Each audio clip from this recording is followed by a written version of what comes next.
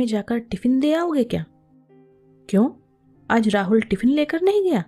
शरद राव ने पूछा। आज राहुल की कंपनी के चेयरमैन आ रहे हैं, इसलिए राहुल सुबह 7 बजे ही निकल गया और इतनी सुबह खाना नहीं बन पाया था। ठीक है, मैं दे आता हूँ। शरद राव ने हाथ का पेपर रख दिया और वो कपड़े बदलने के लिए कमरे में चले गए। पुष्पाबाई ने राहत की सांस ली।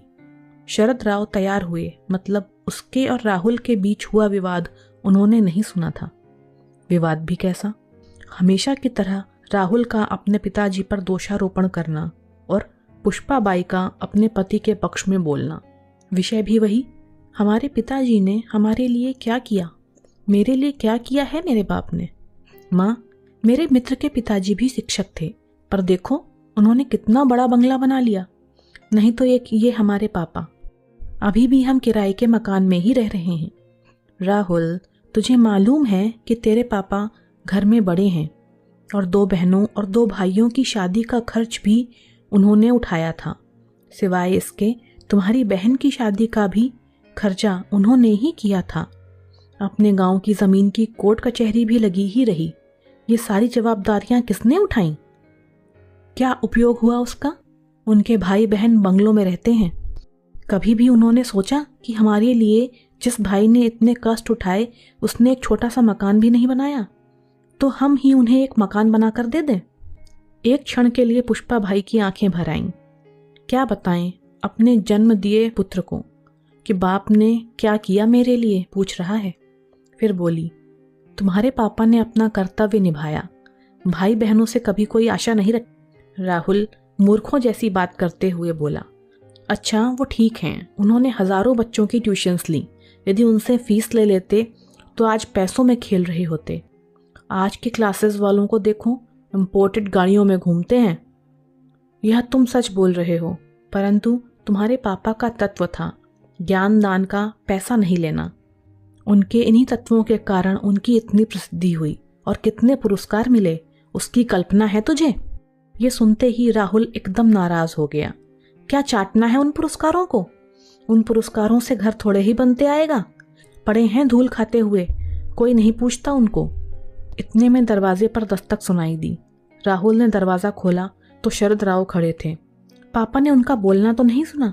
इस डर से राहुल का चेहरा उतर गया, परंतु शरद राव बिना कुछ बोले अंदर चले गए और वह वाद वहीं खत्म हो गया। ये था पुष्पाबाई और राहुल का कल का झगड़ा। पर आज शरद राव ने टिफिन साइकिल को अटकाया और तपती धूप में औद्योगिक क्षेत्र की राहुल की कंपनी के लिए निकल पड़े। 7 किलोमीटर दूर कंपनी तक पहुंचते पहुंचते उनका दम फूल गया था। कंपनी के गेट पर सिक्योरिटी गार्ड ने उन्हें रोक दिया। राहुल पाटिल साहब का टिफिन देना है, अंदर जाऊं क्या? अभी नहीं, साहब आए हुए हैं, गार्ड बोला। चेयरमैन साहब आए हुए हैं, उनके साथ मीटिंग चल रही है। किसी भी क्षण वो मीटिंग खत्म कर आ सकते हैं। आप बाजू में ही रहिए, चेयरमैन साहब को आप दिखना नहीं चाहिए। शरद राव थोड़ी दूरी पर धूप में ही खड़े रहे। आसपास कहीं भी छांव नहीं थी। थोड़ी देर बोलते बोलते 1 घंटा निकल गया। पांवों में दर्द उठने लगा था, इसलिए शरद राव वहीं एक तप्त पत्थर पर बैठने लगे। तभी गेट की आवाज़ आई। शायद मीटिंग खत्म हो गई। चेयरमैन साहब के पीछे पीछे कई अधिकारी और उनके साथ राहुल भी बाहर आया। उसने अपने पिताजी को वहां खड़ा देखा तो मन ही मन नाराज हो गया। चेयरमैन साहब कार का दरवाज़ा खोलकर बैठने ही वाले थे तो उनकी नज़र शरद राव की ओर उठ गई। कार में ना बैठते हुए वो वैसे ही बाहर खड़े रहे। वो सामने कौन खड़ा है? उन्होंने सिक्योरिटी गार्ड से पूछा। अपने राहुल सर के पिताजी हैं, उनके लिए खाने का टिफिन लेकर आए हैं, गार्ड ने कपकपाती आवाज में कहा। बुलवाइए उनको। जो नहीं होना था वही हुआ। राहुल के तन से पसीने की धाराएं बहने लगीं। क्रोध और डर से उसका दिमाग सुन्न हुआ जान पड़ने लगा। गार्ड के आवाज देने पर शरद राव पास आए। चेयरमैन साहब आगे बढ़े गए। आप पाटिल सर हैं ना? डीएन हाई स्कूल में शिक्षक थे। हाँ, आप कैसे पहचानते हो मुझे? कुछ समझने से पहले ही चेयरमैन साहब ने शरद राव के चरण छुए। सभी अधिकारी और राहुल वो दृश्य देखकर अचंभित रह गए। सर, मैं अतिश अग्रवाल, आपका विद्यार्थी। आप मुझे घर पर पढ़ाने आते थे। हाँ हाँ, याद आया। बाप रे, बहुत बड़े व्यक्ति बन गए हो आप तो। चेयरमैन हंस दिए, फिर बोले, सर आप यहाँ धूप में क्या कर रहे हैं? आइए अंदर चलते हैं, बहुत बातें करनी हैं आपसे। सिक्योरिटी, तुमने इन्हें अंदर क्यों नहीं बिठाया? गार्ड ने शर्म से सिर नीचे झुका लिया। वो देखकर शरद राव ही बोले, उनकी कोई गलती नहीं है, आपकी मीटिंग चल रही थी, आपको तकलीफ ना हो इसलिए मैं ही बाहर रुक गया। Okay okay. चेयरमैन साहब ने शरद राव का हाथ अपने हाथ में लिया और उनको अपने आलीशान चैम्बर में लेकर गए। बैठिए सर, अपनी कुर्सी की ओर इंगित करते हुए बोले। नहीं नहीं, वो कुर्सी आपकी है। शरद राव सक पकाते हुए बोले, सर आपके कारण वो कुर्सी मुझे मिली है, तब पहला हक आपका है। चेयरमैन साहब ने ज़बरदस्ती से उन्हें अपनी कुर्सी पर बिठाया। आपको मालूम नहीं होगा पवार सर, जनरल मैनेजर की ओर देखते हुए बोले, पाटिल सर नहीं होते तो आज ये कंपनी नहीं होती और मैं मेरे पिताजी की अनाज की दुकान संभालता रहता। राहुल और जीएम दोनों आश्चर्य से उनकी ओर देखते ही रहे। स्कूल समय में मैं बहुत ही डब्बू विद्यार्थी था। जैसे तैसे मुझे 9वीं कक्षा तक पहुंचाया गया। शहर की सबसे अच्छी क्लासेस में मुझे एडमिशन दिलाया गया, परंतु मेरा ध्यान कभी पढ़ाई में नहीं लगा। उस पर अमीर बाप की औलाद, दिन भर स्कूल में मौज मस्ती और मारपीट करना, शाम की क्लासेस से बंक मारकर मूवी देखना, यही मेरा शगल था। माँ को वो सहन नहीं होता। उस समय पाटिल सर कड़े अनुशासन और उत्कृष्ट शिक्षक के रूप में प्रसिद्ध थे। माँ ने उनके पास मुझे पढ़ाने की विनती की, परंतु सर के छोटे से घर में बैठने के लिए जगह ही नहीं थी, इसलिए सर ने पढ़ाने में असमर्थता दर्शाई। माँ ने उनसे बहुत विनती की और हमारे घर आकर पढ़ाने के लिए मुंह मांगी फीस का बोला। सर ने फीस के लिए तो मना कर दिया, परंतु अनेक प्रकार की विनती करने पर वह घर आकर पढ़ाने को तैयार हो गए। पहले दिन सर आए, हमेशा की तरह मैं शैतानी करने लगा। सर ने मेरी अच्छी तरह धुनाई कर दी। उस धुनाई का असर ऐसा हुआ कि मैं चुपचाप बैठने लगा। तुम्हें कहता हूँ राहुल, पहले हफ्ते में ही मुझे पढ़ने में रुचि जागृत हो गई। तत्पश्चात मुझे पढ़ाई के अतिरिक्त कुछ भी सुझाई नहीं देता था। सर इतना अच्छा पढ़ाते थे। अंग्रेजी, गणित, विज्ञान जैसे विषय जो मुझे कठिन लगते थे वो अब सरल लगने लगे थे। सर कभी आते नहीं तो मैं व्यग्र हो जाता था। 9वीं कक्षा में मैं दूसरे नंबर पर आया। माँ पिताजी को खूब खुशी हुई।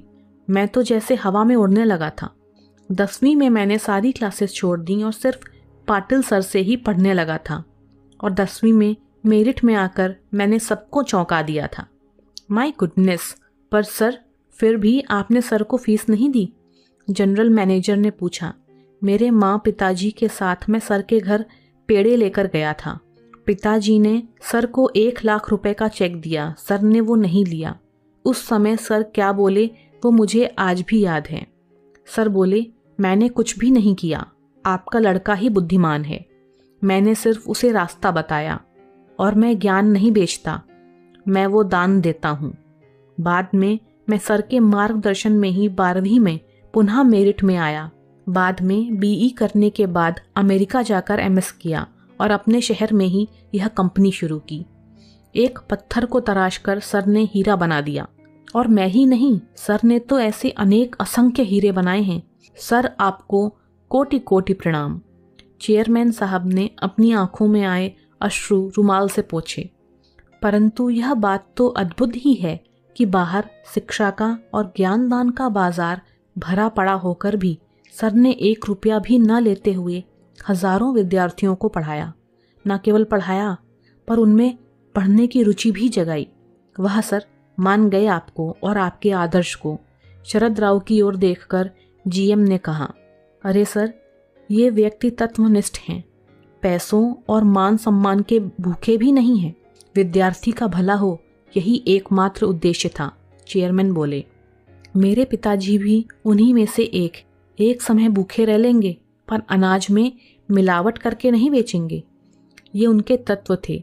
जिंदगी भर उसका पालन किया, ईमानदारी से व्यापार किया। उसका फायदा आज मेरे भाइयों को हो रहा है। बहुत देर तक कोई कुछ भी नहीं बोला। फिर चेयरमैन ने शरद राव से पूछा, सर आपने मकान बदल लिया या उसी मकान में रहते हैं?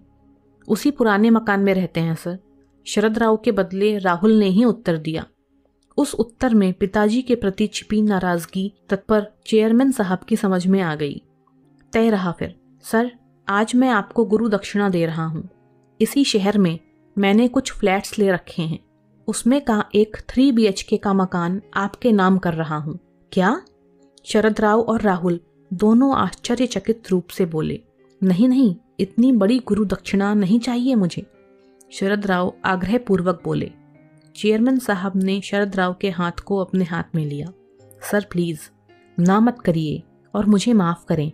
काम की अधिकता में आपकी गुरु दक्षिणा देने में पहले ही बहुत देर हो चुकी है। फिर राहुल की ओर देखते हुए उन्होंने पूछ लिया, राहुल तुम्हारी शादी हो गई क्या?